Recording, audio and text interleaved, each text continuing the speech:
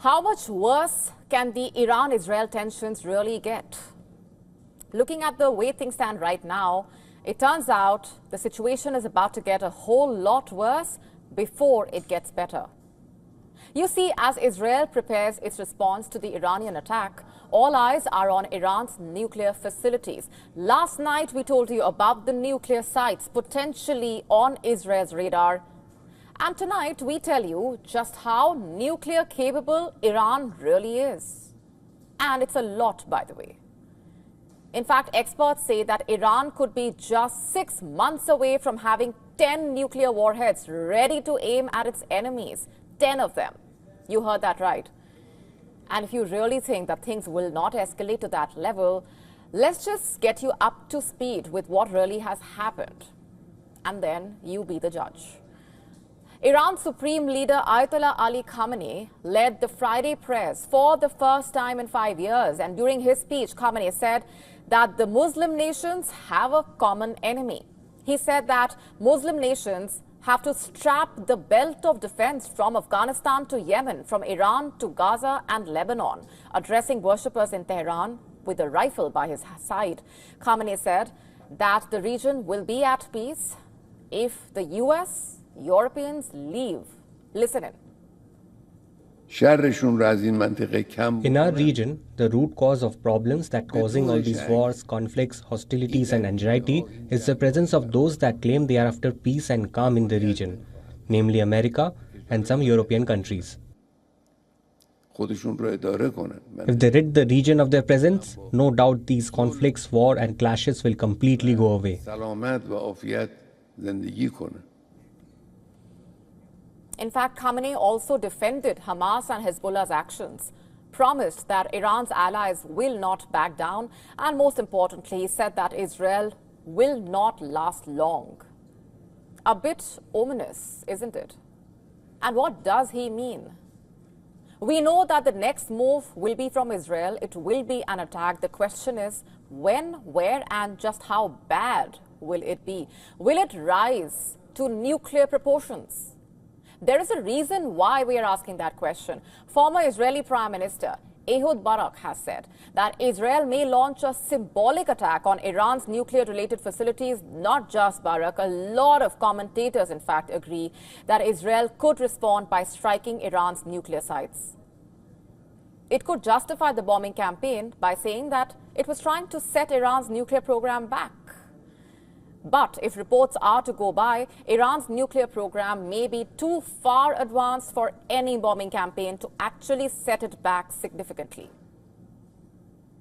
A former deputy director of the International Atomic Energy Agency, IAEA, has said that Iran could be just 6 months away from having 10 nuclear warheads ready to aim at its enemies. The expert has visited Iran sites on several occasions. His name is Oli Henonen. As the former deputy director of the IAEA, Henonen oversaw its efforts to monitor and contain Iran's nuclear program in the past. He also said that if Iran rushed, it could have the arsenal ready by next April.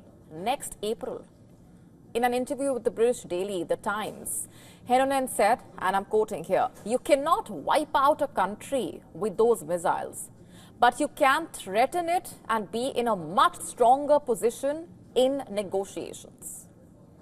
Now, officially, Iran says that its nuclear program is purely for civilian purposes, but Israel and the West have long said that Iran is developing a nuclear weapon. In fact, in August, the IAEA said that Iran had increased its stockpile of uranium enriched to 60% to almost 165 kg. That is 20 kg more than the UN's nuclear watchdog reported 3 months ago in the month of May, by the way.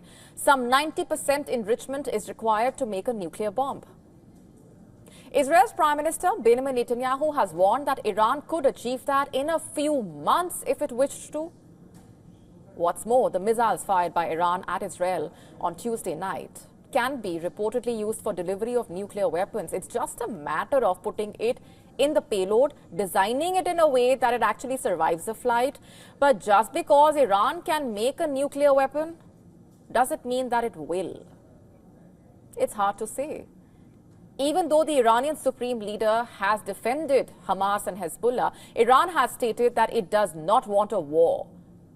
But Iran has also vowed to take action if Israel takes any action. Could Iran then be using its nuclear weapons as a bargaining chip and a threat? It is quite possible. Will Israel, anticipating Iran's next move, go after Iran's nuclear facilities first? That also is quite possible. On Wednesday, US President Joe Biden said that he does not support an Israeli attack on Iran's nuclear sites. But then again, does he really have any sway over Netanyahu anymore? You see, it has increasingly become evident that Biden has little influence over what Netanyahu does. The US has already failed to persuade its ally, to which it gives billions of dollars for its defenses, not to go into Rafah in Gaza, not to invade Lebanon. All warnings that Netanyahu has consistently ignored. The ball is in Israel's court. As for Iran, its centrifuge centers are buried way below mountainous regions, protected by troops and air defense missiles. Hitting these nuclear facilities, which enrich uranium, would not only devastate Iran, it could in fact engulf the entire world. A brazen nuclear saber-rattling is going on in West Asia. The rest of the world cannot and must not ignore this at any cost. To stay up to speed with the latest news, download the WION app and subscribe to our YouTube channel.